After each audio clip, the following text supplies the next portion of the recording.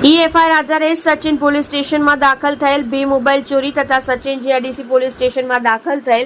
4 mobile ચોરી તેમજ 1 mobile સ્નેચિંગના ગુનામાં સંડોવાયેલ 2 આરોપીઓને ચોરીમાં ગયેલ કુલ 7 મોબાઈલ ફોન સાથે ગણતરીના કલાકોમાં પકડી પાડી 7 વણશોધાયેલ ગુનાઓ શોધી કાઢતી Sachin GIDC police commissioner Shri Surat શહેર તથા સંયુક્ત પોલીસ કમિશનર શ્રી સેક્ટર 2 સાહેબ તથા નાયબ પોલીસ કમિશનર શ્રી ઝોન 6 તેમજ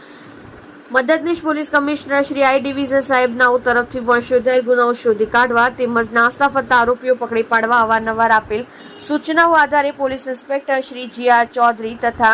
second police inspector Shri BB Parmar નાઓના માર્ગદર્શન હેઠળ તથા સર્વેલન્સ સ્ટાફના police sub inspector Shri VV પટેલના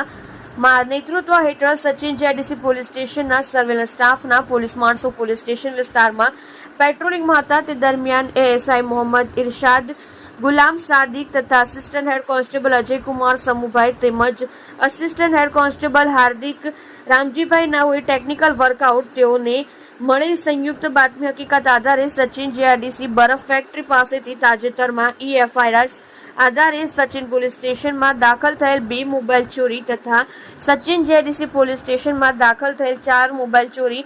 તેમજ 1 મોબાઈલ સ્નેચિંગના ગુનોમાં સંડોવાયેલ 2 આરોપીઓને ચોરીમાં ગયેલ કુલ 7 મોબાઈલ ફોન સાથે ગણતરીના કલાકોમાં પકડી પાડી 7 વણશોધાયેલ ગુનાઓ શોધી કાઢી પ્રશંસનીય કામગીરી કરેલ છે।